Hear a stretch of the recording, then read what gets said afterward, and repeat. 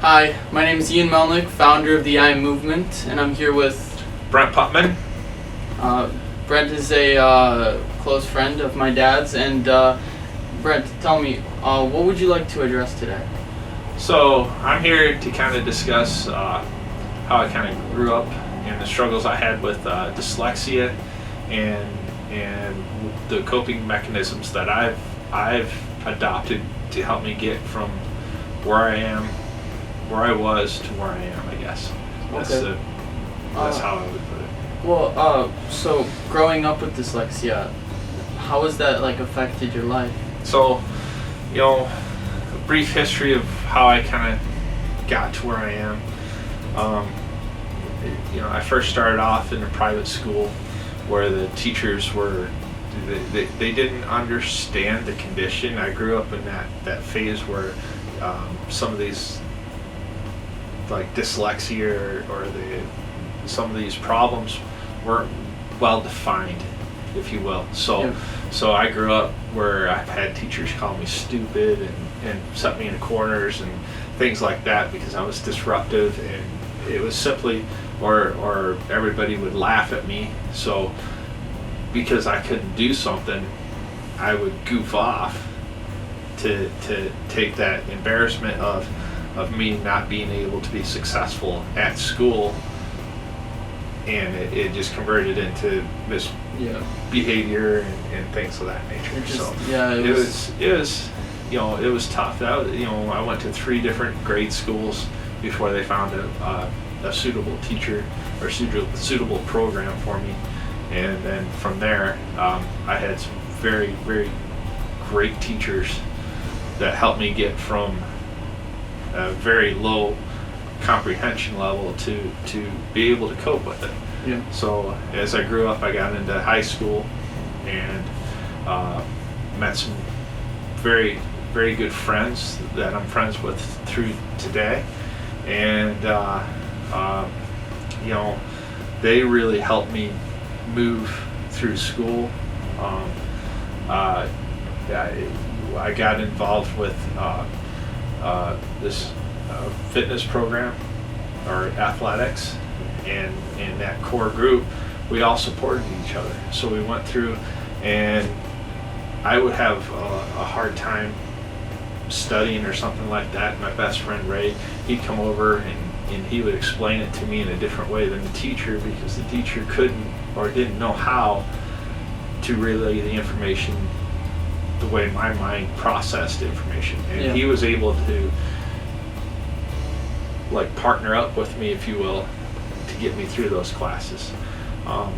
One of the big things that with the fitness program, we had a banner up there that we kind of stole from the military. It said, improvise, adapt, and overcome, and I really took that and made it my own.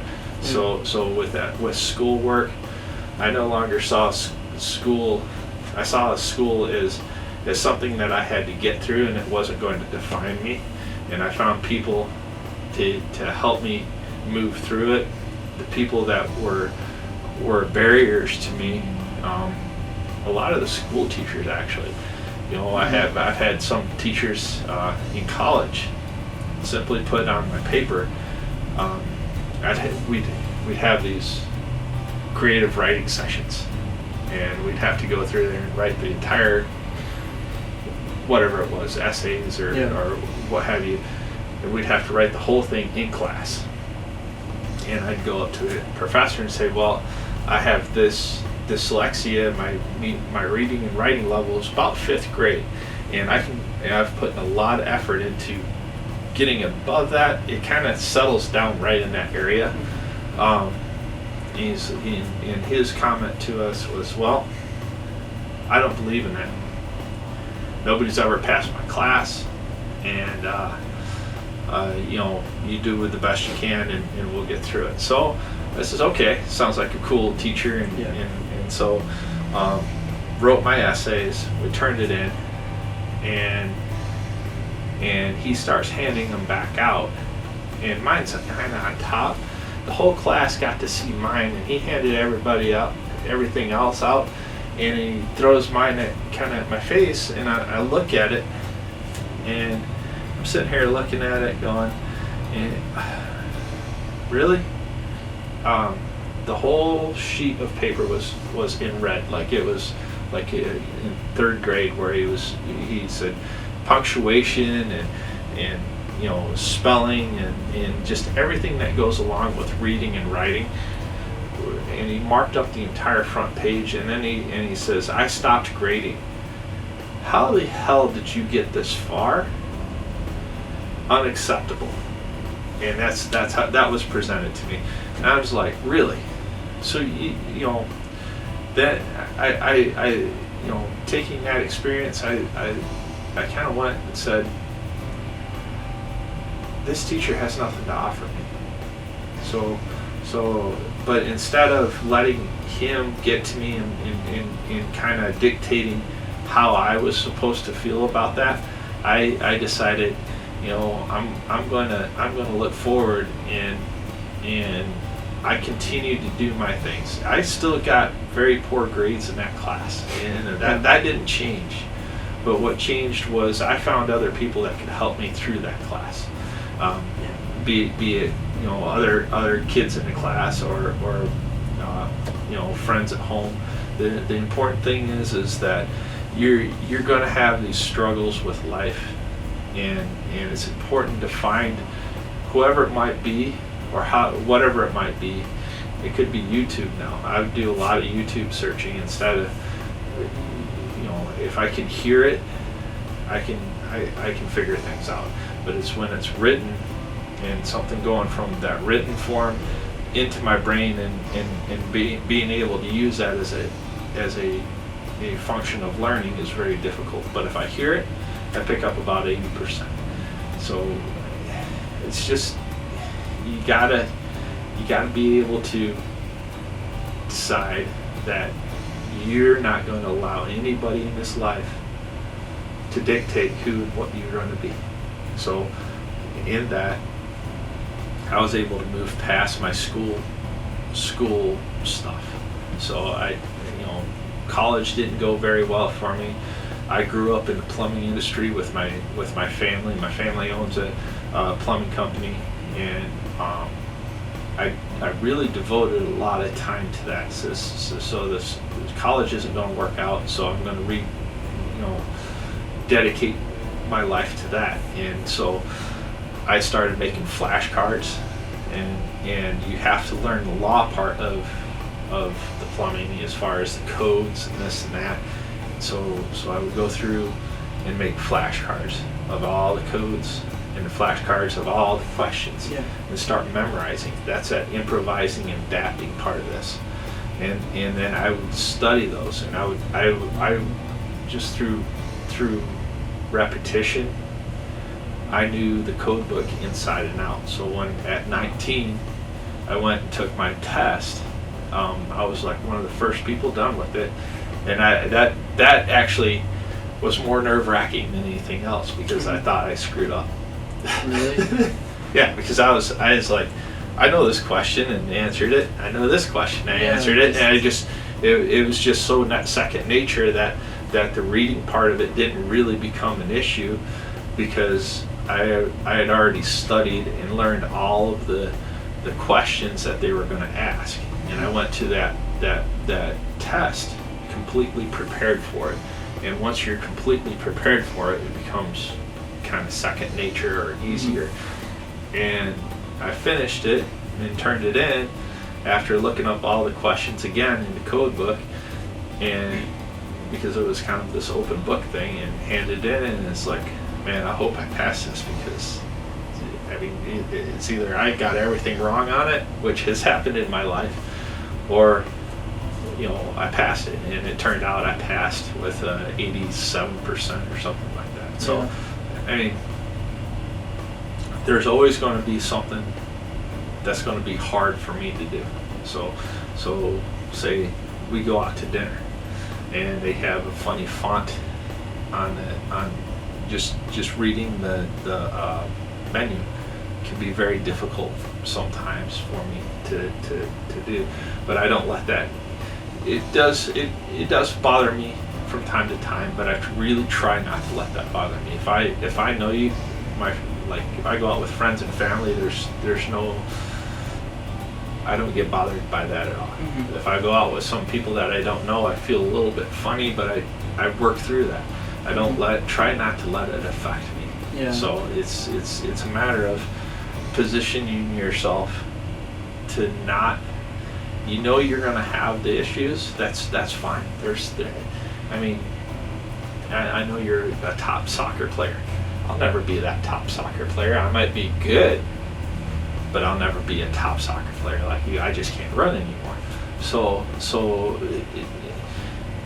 be okay with being good and excel at the stuff that you are very good at. So for me, it was plumbing, and I made my life out of that, and I've done quite well. We took our company from a $250,000 company, and within a few years, it became a $2.5 million company. So there's no excuses for us not to struggle through things. Mm-hmm. That's what life is that fight. It's that getting through it, because that's going to define who and how you live your life. So it's not like what you're going, it's the attitude you put towards absolutely 100% attitude. One of the greatest things that I've read lately is that I think his name is Jocko. He was a Navy SEAL guy. Mm-hmm. It's called extreme ownership, and that's so true. You have to own everything that you do in life, and be aware that you're going to make mistakes. That's good. Mistakes will allow you to learn. If you never make a mistake, if you go in some place and you get 100% on a test, or you knock it out of the park, you're kind of set back going, yeah, that's and the next time you do it, you don't. There's not really a sense of accomplishment there. But if you make mistakes and you fail once or twice, then you learn the value of succeeding. It's only through that failure that you can say, this was very hard, and I was able to overcome the difficulties of it, and now I'm one of the top plumbers that's around, or I'm one of the top people at whatever it is that I want to do. Yeah. So the failures in life are essential for us to make us who we are. So not to turn it on you, but in your soccer career, was everything easy? No, never. I mean, it was. I had to fight through, sometimes bad coaches, maybe teammates that didn't want to work, and I mean, ultimately, they could put you down, but exactly. The attitude you put towards the energy you have towards that kind of negativity is what could change your life and change the way you look at perceive life. Yes. Have those and turning it back onto you, those coping mechanisms that you found during when did you find them? So I don't know that there's like a particular spot or day, but as I move through life, one of the biggest things that happened to me was in first grade. I met my best friend, and we kind of bonked heads on the playground and had the same watch, and it's been Brent and Ray, or Ray and Brent, all of our lives. And he right now is I don't know, like a CEO or one of the big shots over at a big engineering firm from Great Britain, and he's got his doctorate, and we're best friends. He used to take me to high-level math classes. We used to sneak into some of those things, and I'd sit there and I'd listen to these classes. it was very complicated, but at a high level, I understood it. So if you got into the math work, I would fail every single time. But I was able to use the way my mind works is I see things in pictures or see things like a physical type form of it. And I'd sit there and say, Ray, well, if this happens, then that has to happen. And then that has to happen, and then that happens. And he looks at me one day and says, how do you know that? He says, well, it just makes sense to me. It's how things are ordered, and how, I mean, everything has an order to it. And that's if you understand how that works, you can see things. So even if it's at a higher level, you might not be able to do the math. You might not be able to do the writing. You might not be able to do these things as far as getting them from your mind to the paper, but that doesn't mean that you don't understand them. So you know, I see myself as a very high level person within my company, of course, because I'm responsible for everything from, you know, ordering parts to getting the guys out to making decisions on how to run jobs and everything in between to make that company run. And right now there's 15 people that depend on me to make this happen again tomorrow, and it's been a very successful company. We could be a lot bigger if we could find more plumbers. But right now I'm very happy with the way that's going. Struggling, there's so much struggle in life, and the biggest thing you got to know is that you're gonna have your ups and your downs. Just when you're down, you got to know that there's another day tomorrow, and you got to know that things won't always be where they're at right now. You have to put that foot forward. You have to own the successes and the failures in your life, learn from both, and then make that next step. Yeah, it's not over. It's not over. It's never over. You know, as bad as it might seem to get, there's always tomorrow, and it's always you're always going to have to climb that ladder, or you take that next step, or however you want to use whatever metaphor to get you to move. But you have to move. You can't stand still. You can't go backwards, because if you do that, the depression will set in. And I have been depressed before. It happens. But in the back of my mind, I always know that this is a temporary thing. Yeah. So it never. I will get depressed, but it doesn't. I always come out of it. And I always come out of it stronger and better suited for the next problem. So it's just, you know, sometimes life gives you lemons, so you got to figure out how to make that lemonade, and sometimes it takes some time to do that. So, but we do it. You know, I've done a ton of stuff in my life. I'm a ski patroller, and that's, you know, I've learned and passed the national test to become a ski patroller, and that was probably the biggest thing in my life right now that I'm proudest of is being and doing that, because that was in the medical field, and the medical terminology, again, that took me a long time to get to the point where I knew the different terms and the different things about it. The physical stuff is kind of easy for me. I'll admit that. The skiing, I'm a decent skier. You know, putting the bandages on, I understood that. But when you open that big book up and you have to know all the bones in the body, you have to know all that stuff. I use a lot of memorization techniques and a lot of stuff like that to get me to that next level. And that's something that I wanted to do.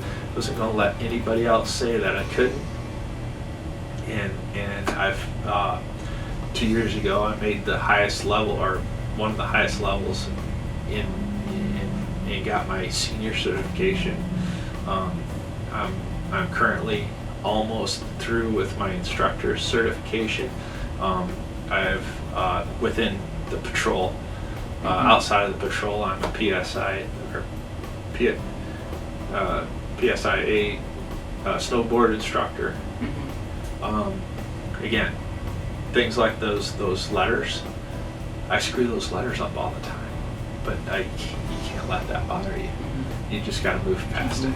Yep. Moving forward. Yeah. Now, I'd like to ask you, managing like a very successful company, becoming a ski patrol, and just now I see like thriving in life.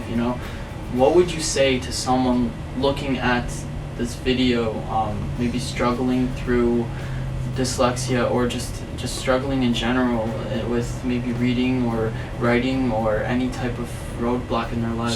So right now, especially for you guys out there that are on the phones and on the internet, it's tough because you have a second component of you're trying to communicate with your friends through these social platforms, and I've had people call me an idiot and this and that because of the way that I spell and the way that we do things. You don't get a check. So if I can't have that check and somebody rereading what I've written, it's tough. What I would say is those people that are big downers, you got to move away from and find the positive people in life and find some positivity to hold on to and move forward with that. So if you're in a group that's always dragging you down, you got to get away from that. You got to move past that and say, this is bad for me, and find the group that's going to be a positive support for you. Because if you can surround your people, they can be all doing different things, but if you're surrounded with people that want to see you succeed, as long as you want to succeed, you'll succeed then. If you're around everybody that's saying you're a failure, you're not going to make it, you're not smart enough, you're not this enough, you're not that enough, you will fail. It's a mental, all this negativity around you. It's a really strong person that can push past that. You gotta have it in your mind that you can be successful. And then, take for instance, a little story about I wanted to be an astronaut. Nobody told me I couldn't. And I've met Colonel Irwin. I know a bunch of some of the astronauts. I've met guys that have flown, F-16s, all that kind of stuff. And I was really into it. I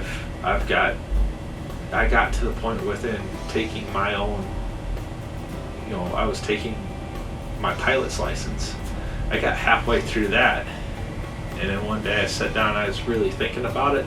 I says, yeah, I like this, but I'm spending way too much money on this, and what am I going to do with it afterwards? Even though it's a hobby that I loved, I put that goal aside. Even though it helped me get through a lot of things, I moved into a different direction. That would I was able to take a plane up in the air, and I was able to land it, and I was successful at it. So I in my mind, I didn't become an astronaut, but I flew a plane. So it was in that same kind of category. I didn't make the highest level. For the only way to relate to you, you may never be Messi or whoever the top soccer player is, but hey, you might be able to play for the Bucks or the local semi-pro team. I mean, that's still playing pro. I mean, that's still achieving your goal.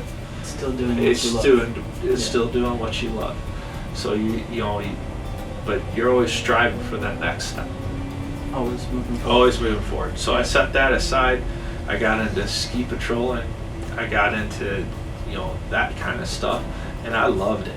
And that became my passion. It completely, my childhood passion of being an astronaut and going up into space was set aside.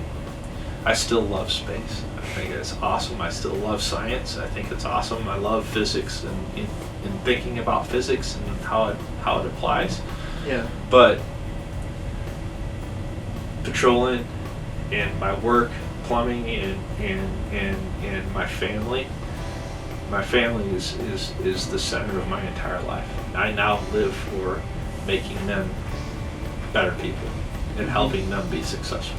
So things in your life are going to be fluid, and one goal that is right here right now might not be the goal that you're going to end up with 10 years down the road. But the important thing is I was always moving forward towards those goals, and goals might change, but my attitude never changed. I knew in the back of my mind, even on my the worst day that I've ever had, or the best day, that I'm going to do this. I'm going to be successful at this.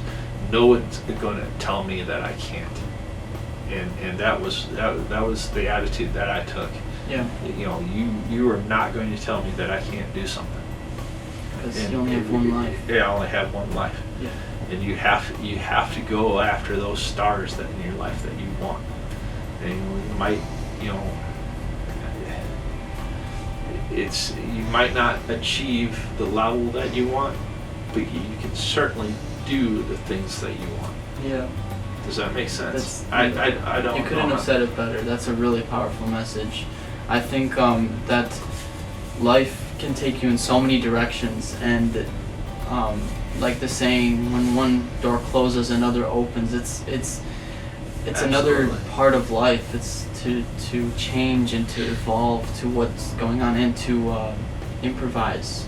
Like improvise, the coping mechanisms. Overcome. Exactly. Absolutely. And I mean, personally, I've struggled with reading in elementary school to the point where my grade teacher would, take me to a different classroom to help me read. And